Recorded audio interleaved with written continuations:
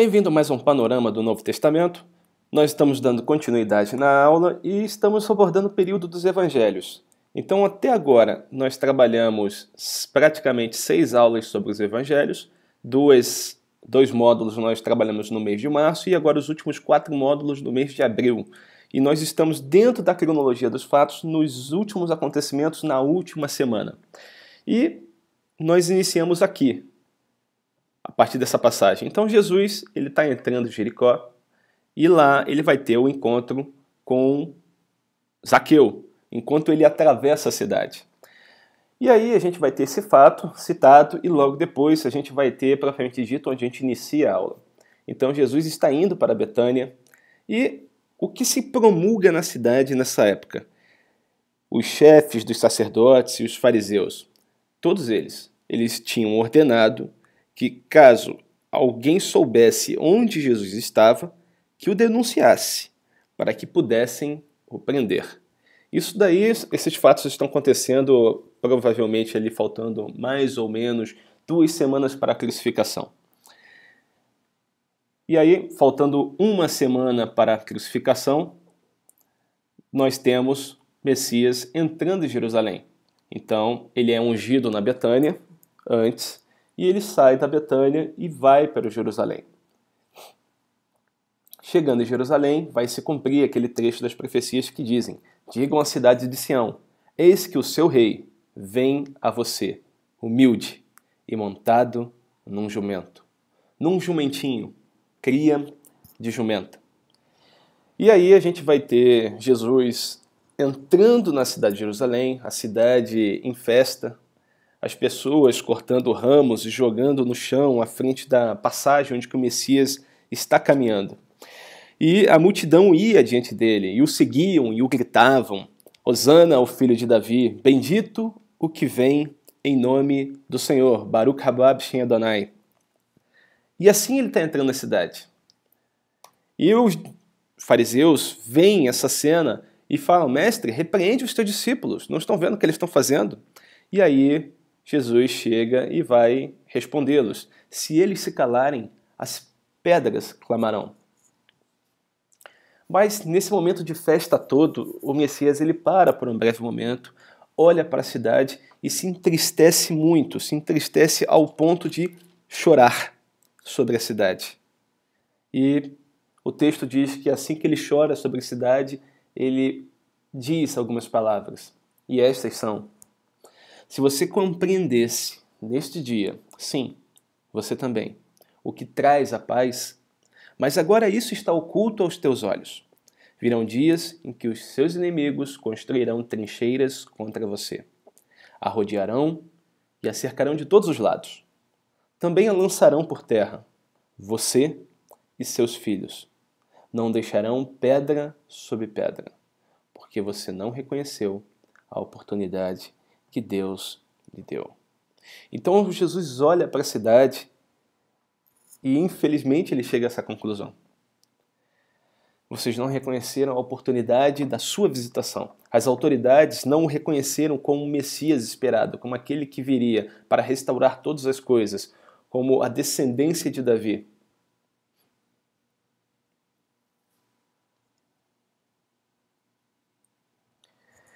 Mas diante disso, o que fica registrado também nessa passagem, que enquanto o Messias vai entrando, a multidão se aglomera de tal modo que os fariseus olham para a multidão e falam: olhem como o mundo todo vai atrás dele. E ele ainda nem tinha ido para a cruz.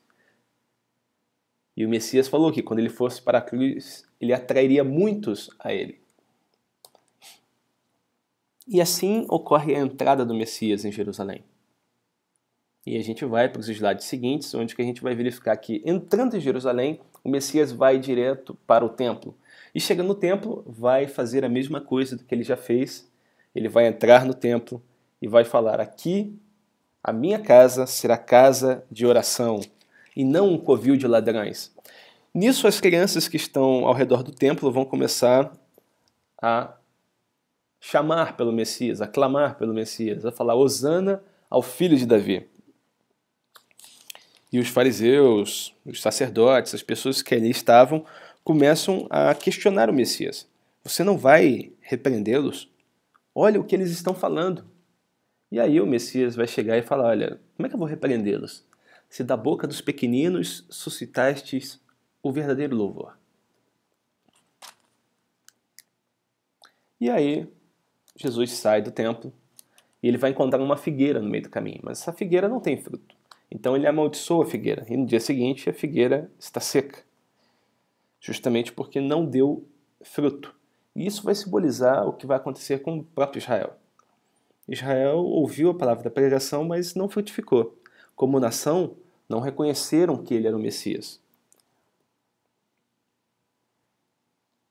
E aí a gente vai ver que Israel vai ser cortado da terra e vai ser espalhado entre as nações durante um breve período.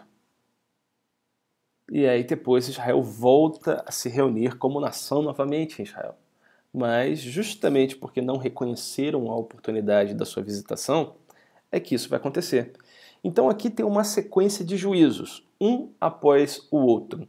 A parábola dos 2 filhos, temos a parábola dos lavradores maus, temos a parábola do banquete.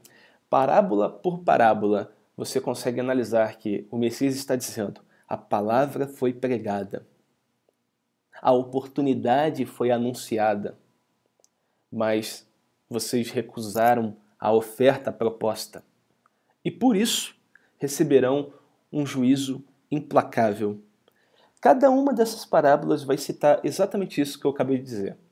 Palavra pregada, oportunidade anunciada, oferta recusada, juízo implacável. Por que o Messias está dizendo isso? Porque ele já aconteceu um fato que vai dar como consequência a alteração final das suas parábolas. Se você compreendesse nesse dia, sim, você também, o que te traz a paz, mas agora isso está oculto aos seus olhos. Porque não reconhecestes a oportunidade da sua visitação. Então aqui a gente vê o Messias falando, olha, vocês não reconheceram a oportunidade. Agora vai vir o juízo. A oportunidade que vocês tinham era aquela entrada. Vocês tinham que reconhecer que eu sou o cumprimento das profecias. Era possível vocês reconhecerem. Daniel profetizou sobre isso. Daniel falou que haveriam 69 semanas até o aparecimento do ungido. 7 semanas e 62 semanas até o aparecimento do ungido. Era possível calcular, porque desde a ordem até a chegada do Messias, era possível calcular, porque Neemias 2 indica a data em que a ordem foi promulgada. Da data que a ordem foi promulgada, é possível calcular 70 semanas de anos segundo o calendário lunar, que é o calendário judaico, e chegar à data da entrada do Messias em Jerusalém, na época em que as pessoas deveriam o reconhecer como Senhor e o Salvador, como cumprimento das profecias, como aquele a quem Daniel se referiu. Mas não reconheceram. A partir daí, as parábolas mudam de significado, mudam de sentido. Elas não têm mais um sentido apenas de educar, ensinar e dizer o que está acontecendo. Elas estão agora vocacionadas para indicar os juízos, as consequências. Por exemplo, a gente teve uma parábola do banquete há um pouco tempo atrás. Mas a parábola do banquete que está antes da entrada de Jerusalém é uma parábola que não tem uma conotação de juízo no final. Tem uma conotação de que, olha, as pessoas que não procuravam entrar no reino, essas estão entrando e vocês estão ficando de fora. Cuidado. Agora não. A parábola ela tem um significado de juízo. Você não tem vestes. Você vai ser lançado no local onde haverá choro e ranger de dentes. Mudou completamente o sentido da parábola. Isso tudo se dá a esse fato, ao não reconhecimento dele como o Messias. E assim a gente continua as parábolas. E aí, logo depois, os discípulos vão questionar ele a respeito do sinal dos tempos, né? Quando acontecerão essas coisas? Qual é o sinal da tua vinda e do final dos tempos? Então os Messias questionam tudo aquilo que ele está falando, ao ponto de chegar e fazer duas perguntas distintas de uma forma só. Qual é o sinal da tua vinda? E o do final dos tempos. E aí o Messias vai começar a discorrer o capítulo 24 e o capítulo 25 de Mateus, no qual vai indicar o sinal da vinda do Messias e o sinal do final dos tempos. O sinal do final dos tempos vai indicar simplesmente o período tribulacional. E o sinal da vinda dele vai estar indicando o retorno visível. Já que, com relação àquele dia, aquela hora que nós vamos ser reunidos com o Messias nos ares, sobre esse dia e hora ninguém sabe, a não ser o Pai. E aí a gente vai verificar dentro do capítulo 24 e 25 de Mateus, que são capítulos escatológicos, são capítulos que vão falar sobre as coisas atinentes aos últimos dias, são capítulos que poderiam ser facilmente considerados como o Apocalipse de Mateus, porque vai falar a respeito dos fatos que estão escritos no livro de Apocalipse.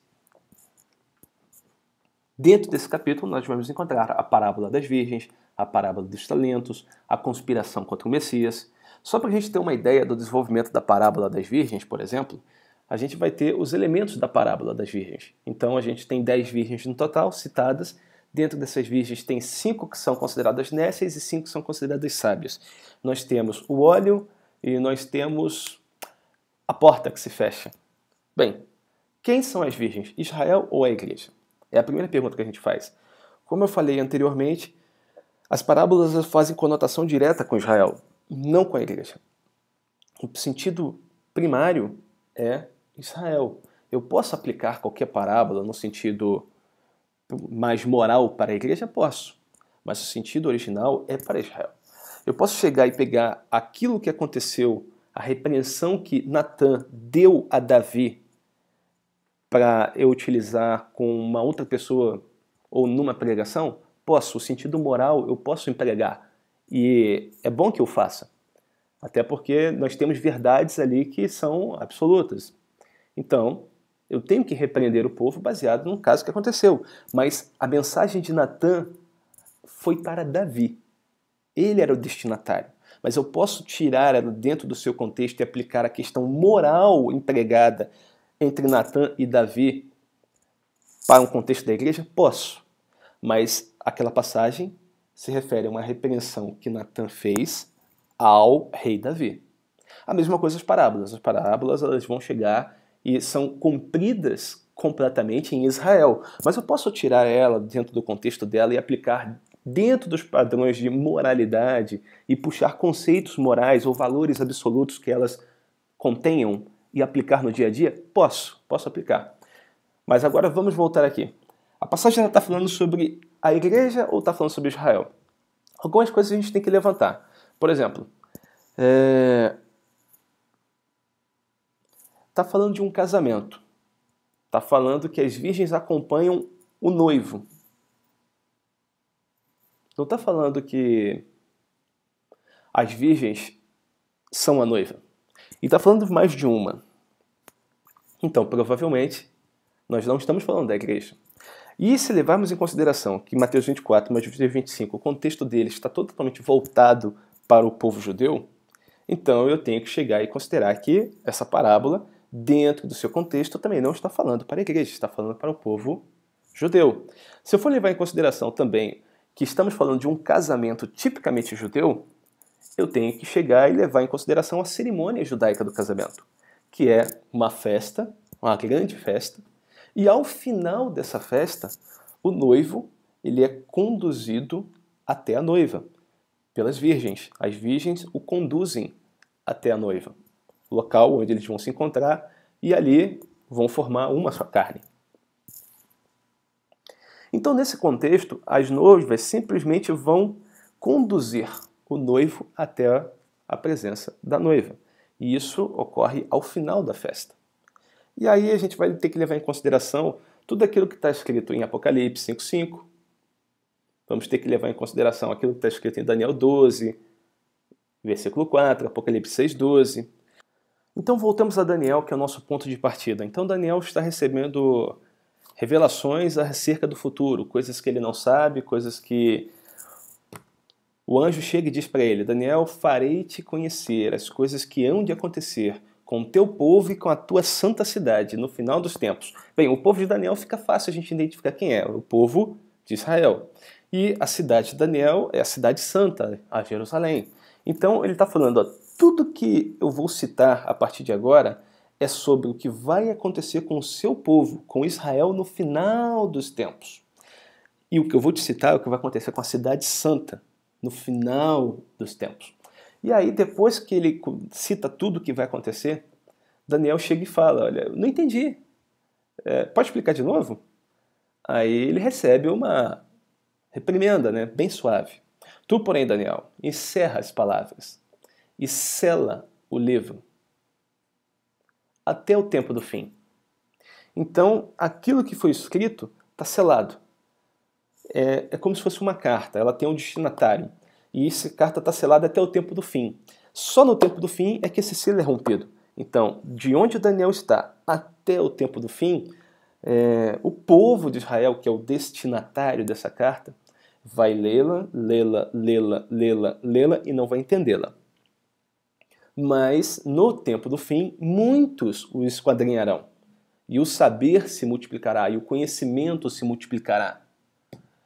Aí sim, nós teremos o conhecimento revelado.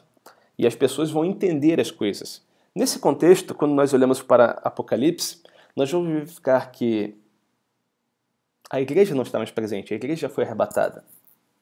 A igreja já foi arrebatada, alguém precisa pregar o evangelho. Mas quem? Se os únicos que entendiam que Jesus de Nazaré era o Messias, se foram. Ora, é por isso que João está chorando. Quando ele está tendo as revelações de Apocalipse, que ele vê que ninguém era digno de abrir o livro. E ele começa a chorar. Todavia, um dos anciãos disse para João, não chores, eis que o leão da tribo de Judá, a raiz de Davi, venceu para abrir o livro e os seus 7 selos. E a partir daí, selo após selo é retirado, até que o 6º selo é retirado. E quando o 6º selo é rompido, 144 mil, 12 mil de cada tribo são selados.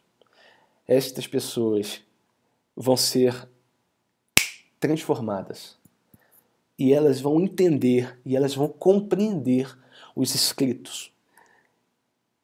E essas pessoas pregarão o evangelho nessa época. Deus volta a trabalhar com Israel. A igreja está arrebatada, a igreja está participando das bodas do Cordeiro, da festa.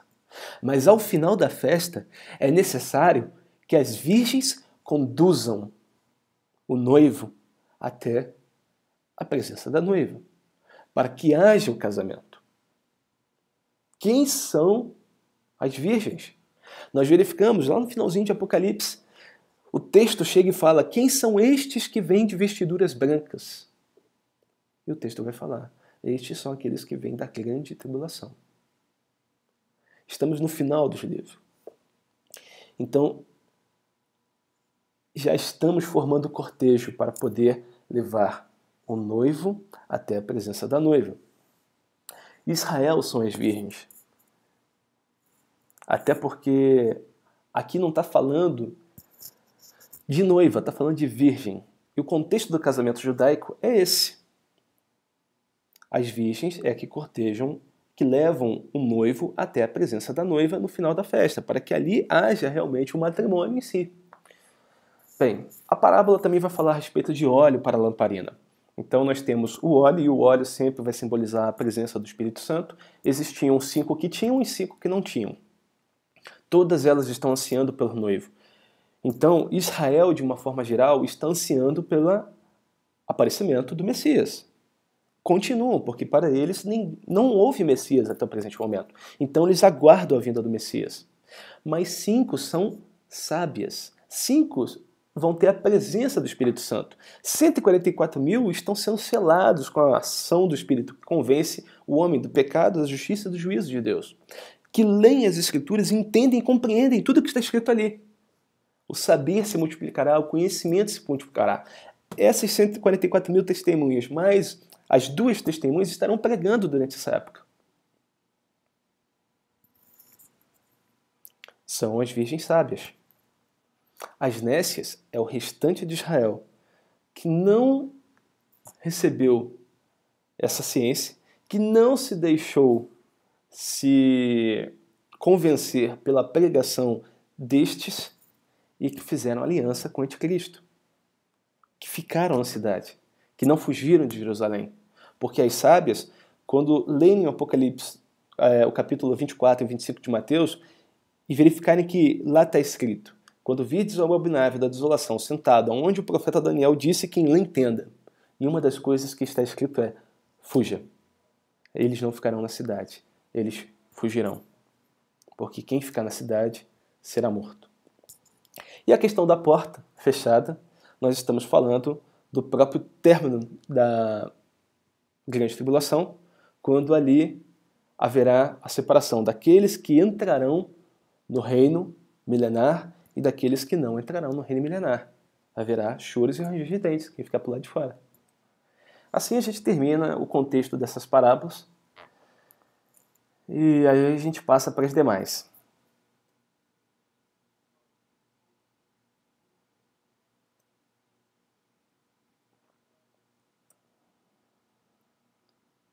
Em seguida, Jesus vai ser novamente ungido.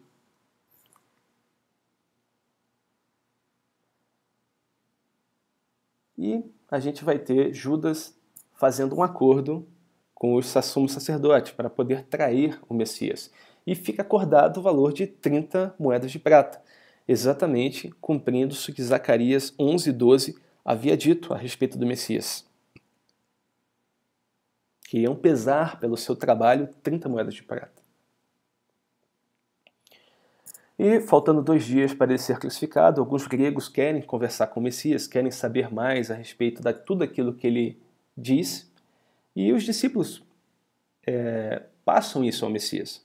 E o Messias começa a tecer comentários e mais algumas parábolas, por exemplo, a do grão de trigo. E aí ele vai citar, olha, se a semente não cair na terra e não morrer, ela vai ficar só. Mas se ela cair na terra e morrer, ela vai gerar fruto, ela vai se multiplicar. Essa é a finalidade. E com isso ele mesmo estava dizendo que ele haveria de morrer. E as pessoas que estão ali ao redor começam a questionar, mas como assim o Messias vai morrer? Como vai morrer? Mas o Messias não pode morrer. E aí ele fala que, olha, agora o meu coração está perturbado. E o que direi? Pai, salva-me dessa hora? Não. Eu vim exatamente para isso. Para esta hora. Pai, glorifica teu nome. E quando ele termina de falar isso, uma voz do céu. Alguns do que ouvem diz que era uma voz como de trovão. Outros que ouvem diz que era uma voz como de anjo. Mas uma voz vinda dos céus diz: eu já o glorifiquei e o glorificarei novamente.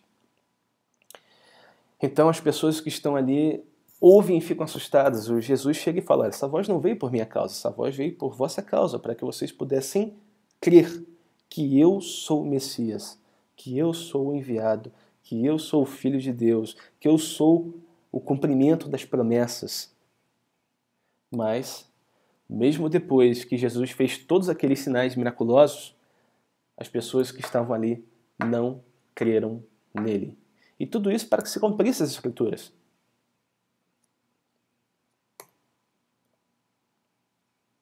Enfim, terminamos essa pequena cronologia e agora a gente vai entrar na cronologia dos fatos, a última semana, as advertências do rei.